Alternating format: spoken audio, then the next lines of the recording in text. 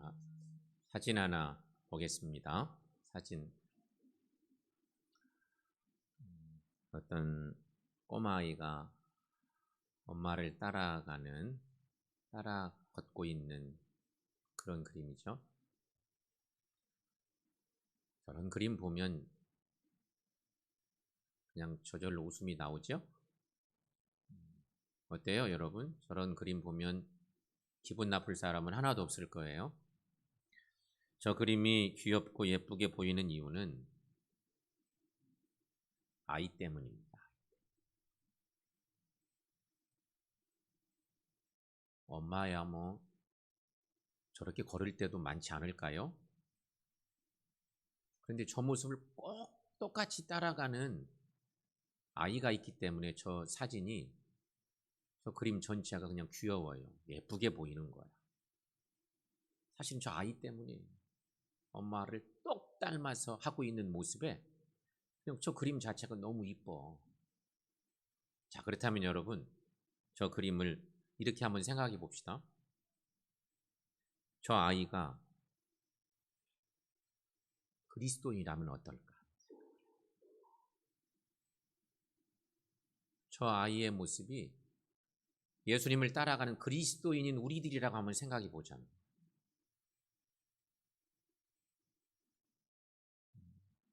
그렇게 보면 저 엄마는 실은 저렇게 걷고 저렇게 사는 모습이 일상적인 걸 거예요. 자주 저런 모습이 있겠죠. 예수님도 저 엄마처럼 저렇게 걸어가시는 거야. 그런데 그리스도인 된 어린 아이 같은 우리가 예수님을 바라보고 저렇게 똑같이 따라가. 그럼 저 자체가 너무 귀한 것이 되는 거죠.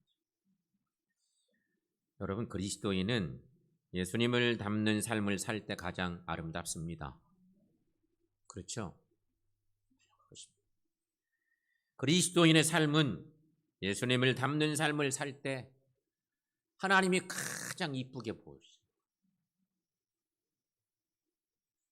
우리의 신앙생활이 이런 생활이 되시기를 축원합니다.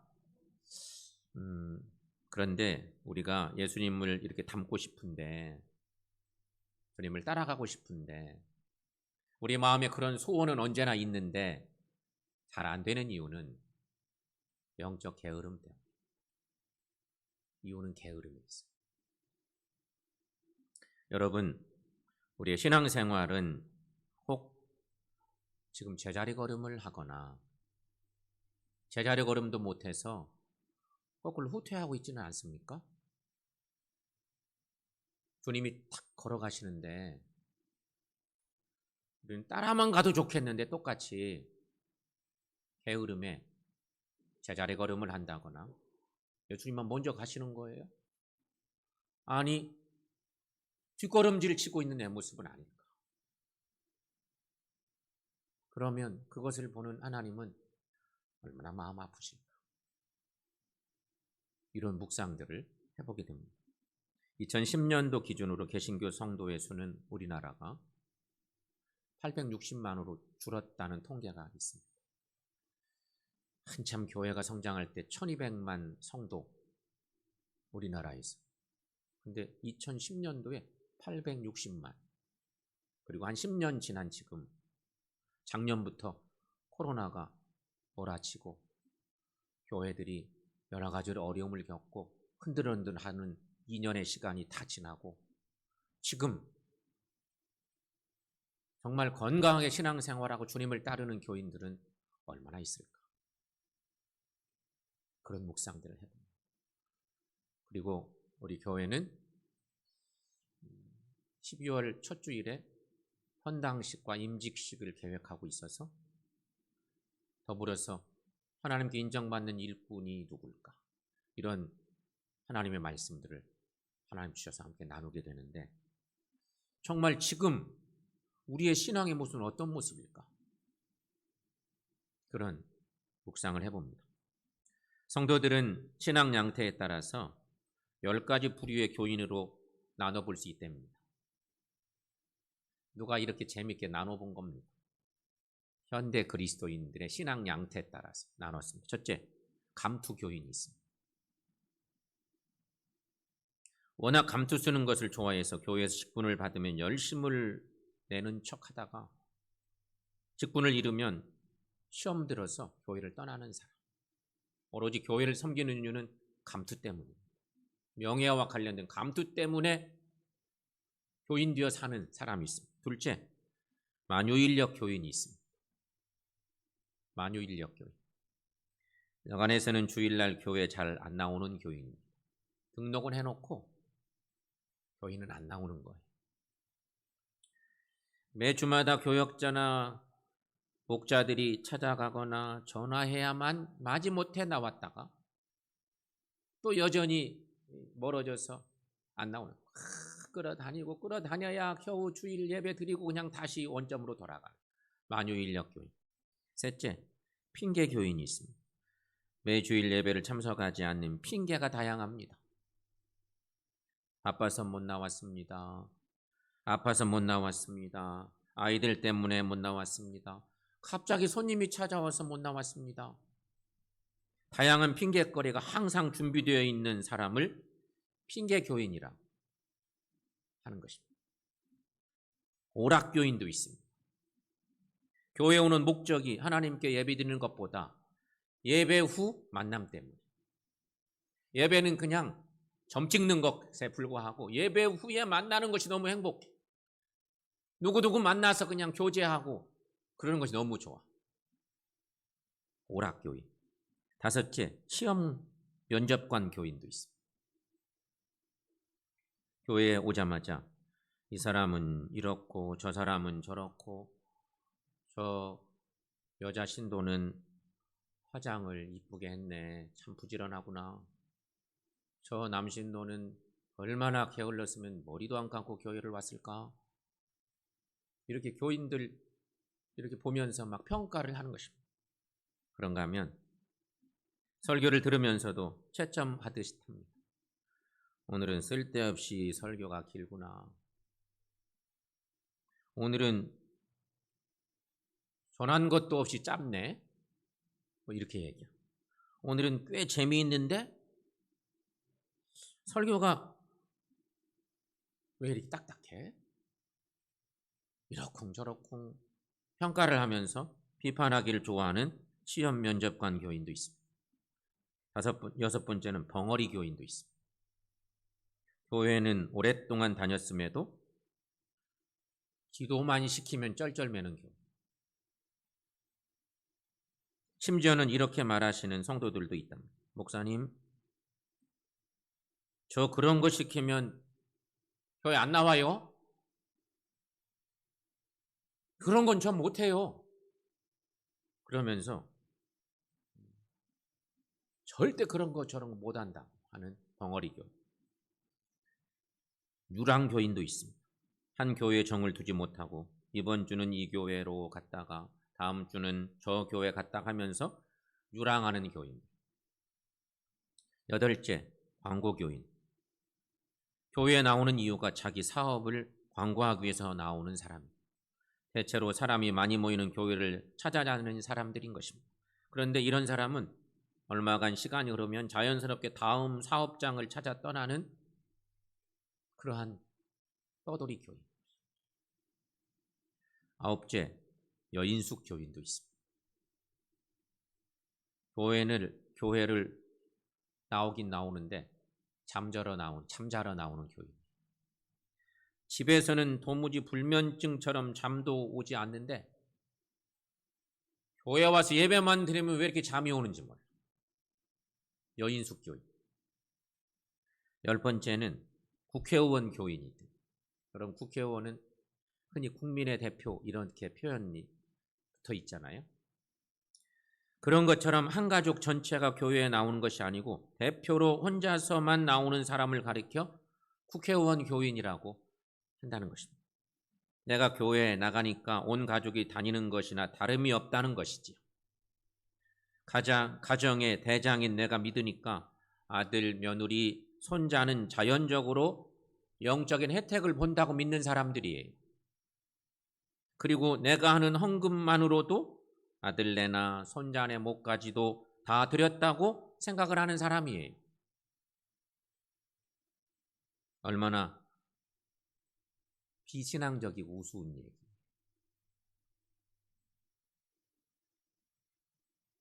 신앙생활도 대표자처럼 하는 이런 사람을 국회의원 교인이라고 말한다는 것입니다. 위에서 본 10%의 교인들, 이 행태들을 누가 꼬집듯이 현대 교회를 고발하듯이 이렇게 얘기한 건데, 얼마나 다양한 사람들이 자기 나름대로의 기준과 성격으로 신앙생활을 하는지를 여실히 보여주는 그런 이야기. 가슴 아프고 웃지 못할 아픈 이야기. 그런데 여러분, 현대 그리스도인들의 모습이 이런 모습이라는 거예요. 주님이 과연 좋아하실까? 하나님이 인정하시는 일꾼일까? 그런 묵상입니다. 예수님께서 공생애작을 하실 때 많은 사람들이 예수님 주변으로 모여들었습니다. 사진만 봐도 주님이 말씀을 전하시면 수없는 사람들이, 정말 많은 무리들이 모여들었습니다. 하지만 모두가 예수님을 따르는 참된 제자는 아니었습니다. 이들 중에는 오직 자신의 욕망을 채우기 위해서 나온 사람들이 많이 있었고, 곰조림 때문에 나온 사람들도 있었습니다. 당신은 너무 가난하고 먹거리가 부족해서 주님께 가면 먹거리가 막 나온댄다. 오병이어 이적 사건도 있었는데 주님에게 찾아가기만 하면 먹거리도 해결된대. 그래서 찾아온 사람들도 많이 있었습니다. 병고침을 받기 위해 나온 사람들은 더 많았습니다. 의학이 발달하지 못하고 너무 어려워서 가난한 사람들은 치료 혜택을 볼 수가 없어요. 아주 너무 극단적 상황에 몰려있던 많은 사람들이 주님을 찾아오게 됐습니다. 그런가 하면 놀랍게도 예수님을 책잡기 위해서 나온 사람들도 그 중에는 많이 있었습니다. 모두가 예수님 곁에 서 있었지만 하나님 나라의 비밀을 보기 위해서가 아니라 각가지 자기 욕심과 욕망을 가지고 왔던 사람들이 있습니다. 이런 사람들은 수많은 무리에 속할 뿐 제자들은 아니었습니다.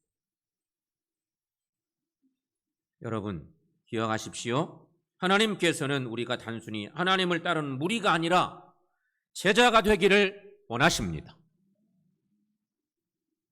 주님이 보실 때 예수님을 꼭 따르는, 주님을 꼭 닮아가기를 원하는 그런 사람들을 하나님은 원하신다는 것입니다. 그렇다면 여러분, 무리와 제자를 구분하는 가장 좋은 방법이 뭘까요?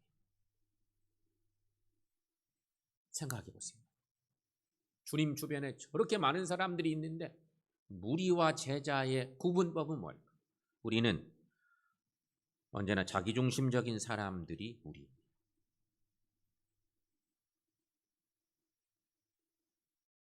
철저히 자기중심. 자기가 추구하는 바, 이익이 있고 목적을 이루기 위해서 나온 사람들이 무리들입니다. 주님 주변에 있지만 끝까지 자기중심적입니다.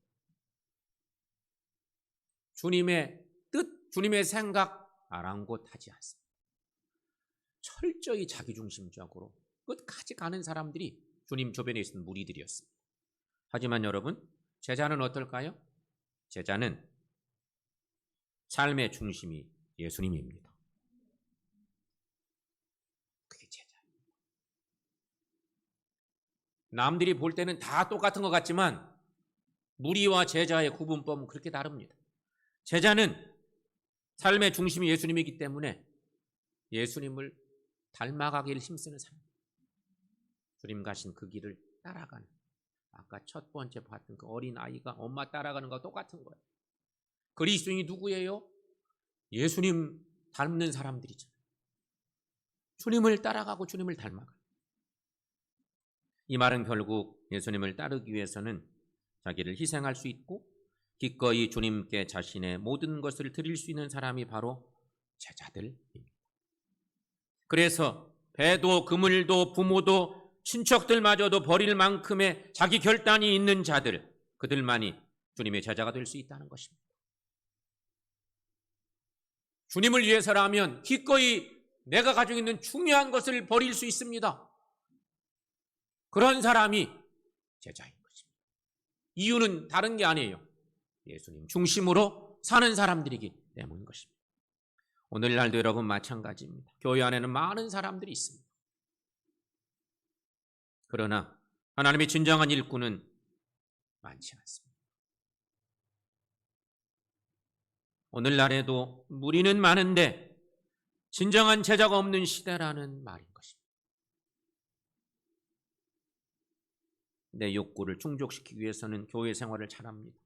그런데 하나님과 교회를 위해 헌신하라고 하면 아멘이 안 나와요. 주저주저하고 자꾸 속으로 재개되고 혈단하지 못.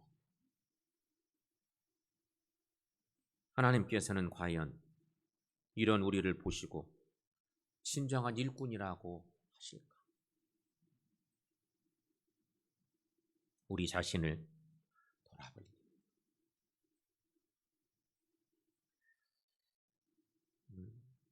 오늘 본문의 말씀의 내용으로 돌아가 보면 바울은 사랑하는 영적 아들 디모데에게 편지를 씁니다. 그것이 최고의 목회서십니다. 젊은 주의 종으로 주의 교회를 섬기고 있던 바울이 생각할 때는 너무 안타깝고 애잔하고 그랬던 젊은 종 디모데에게 목회서신을 씁니다. 특히 바울은 디모데가 하나님 앞에 인정받는 일꾼이 되기를 무척 원했습니다. 그래서 유명한 바울이 쓴 옥중서신이 디모데 전서. 얼마나 안타까워. 너는 온전한 하나님의 일꾼 되기를 원한다.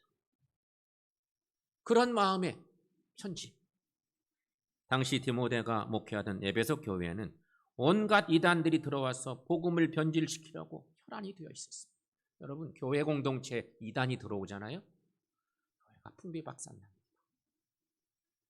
건강한 교회인 줄 알았는데 그 교인이 이상하게 막 이단에 빠집니다. 교회가 둘로 나눠지고 온갖 이상한 것들로 혼란에 빠지고 에베소 교회가 그런 상황에 온 거예요. 대부분의 초대교회들은 다 그랬어요. 교회가 건강하게 성장하다가 이단들 때문에 교회들이 신앙적 혼란에 빠져 있었어요.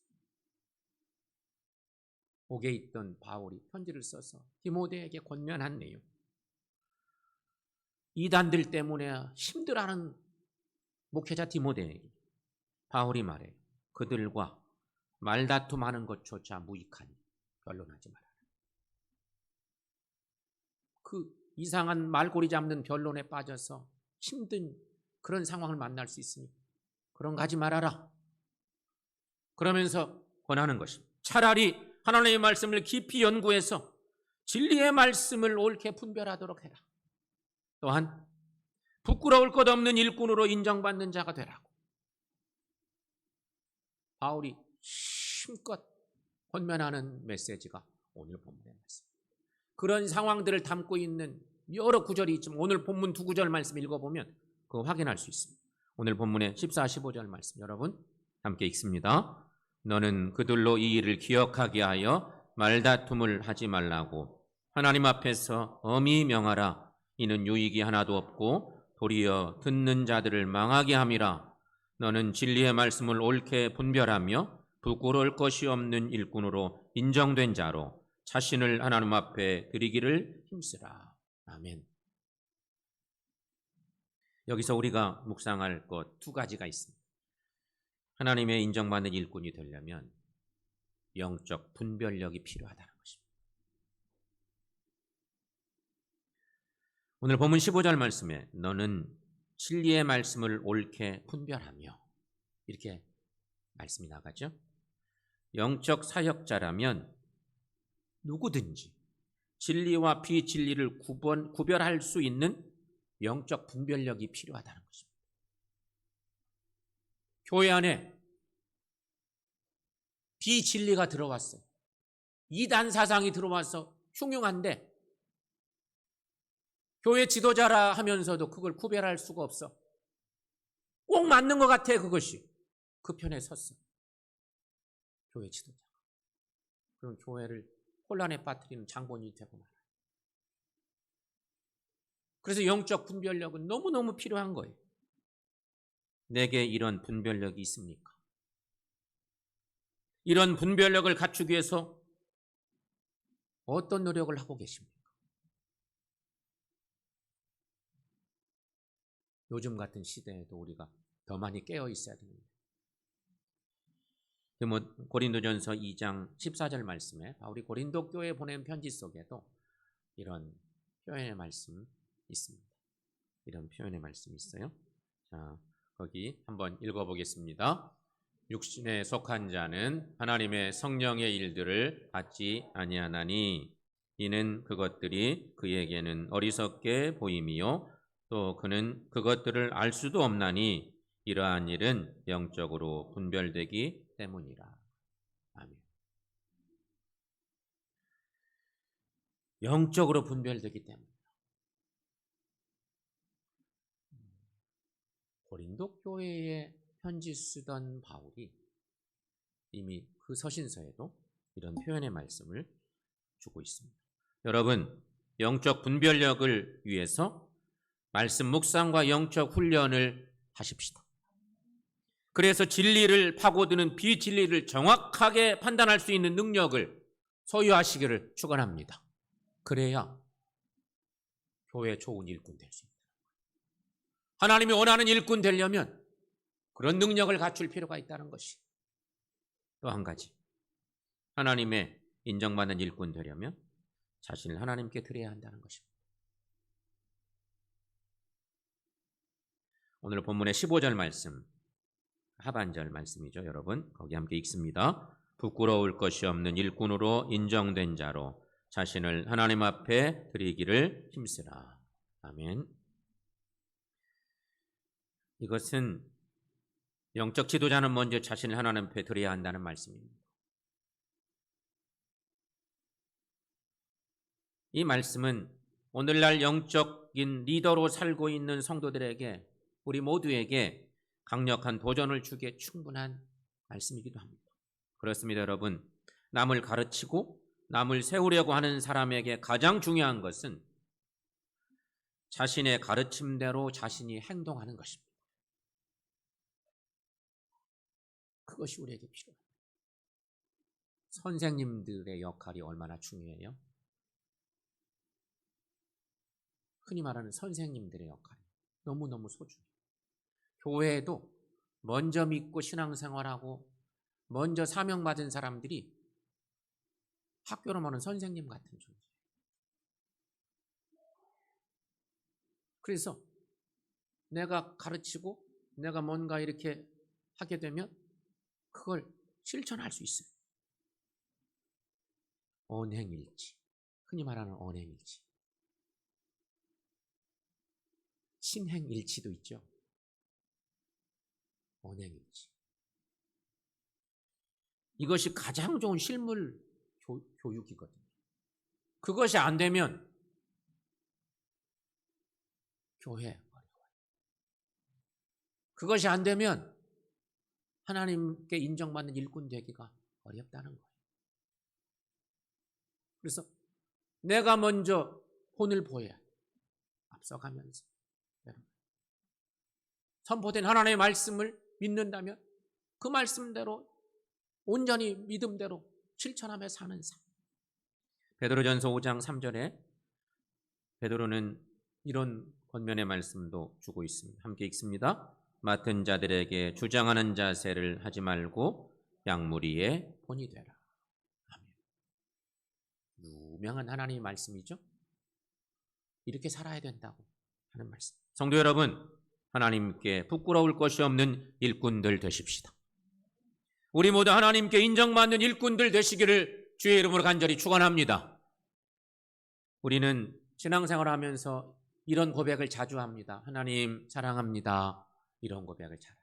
우리 한번 하나님께 우리 고백을 드립시다. 시작. 하나님 사랑합니다. 다시 한번 시작. 하나님 사랑합니다. 이런 고백을 드릴 때면 그냥 마음이 찡찡하기도 하고 행복하기도 하고 감사하기도 하고, 하나님 사랑합니다 고백하면서 신앙적으로 막 기분 나쁘고 이럴 사람 하나도 없어요. 죄송한 마음은 혹 있을까요?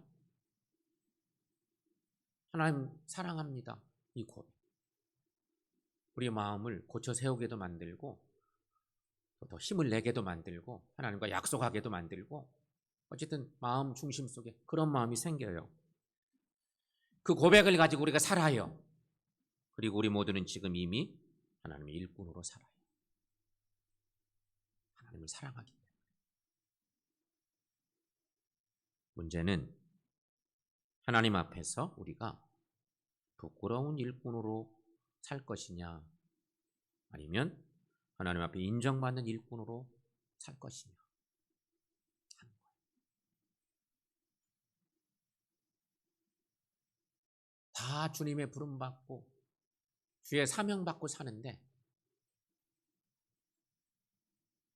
부끄러운 일꾼으로 살 것인지 인정받는 일꾼으로 살아갈 것인지 우리 선택.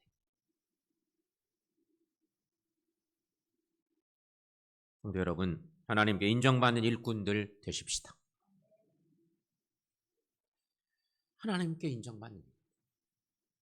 여기서 우리가 한 가지 꼭 짚고 갈 것이 있습니다. 하나님께 인정받는 일꾼 되는 것 우리의 소원이에요.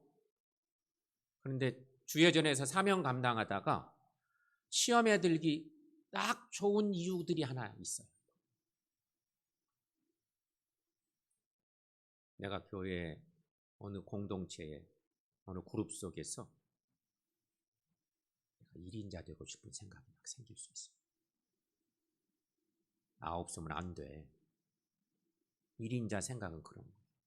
그런데 여러분, 그리스도인은 1인자냐 2인자냐 중요하지 않아요. 그걸 기억하셔야 돼요. 우리끼리 그냥 도토리 키재는 거 아니겠어요? 네가 높냐 내가 높냐, 내가 1인자냐 2인자냐 따질 이유가 없어요. 그걸 늘 생각하셔야 돼요. 하나님의 인정받는 일꾼 될 때 꼭 기억할 것이 그거예요. 우리가 최선을 다해서 주의 일 감당하면 되는 건데 하나님이 인정해 주셔야죠. 내가 1인자나 2인자나 따질 것이 없어요. 다만 하나님 앞에서 부끄럽지 않고 하나님께 인정받는 일꾼이 진짜 아름다운 신앙생활이에요. 그 고백이 확실해요. 여러분, 마지막으로 우리가 기억할 거 있습니다.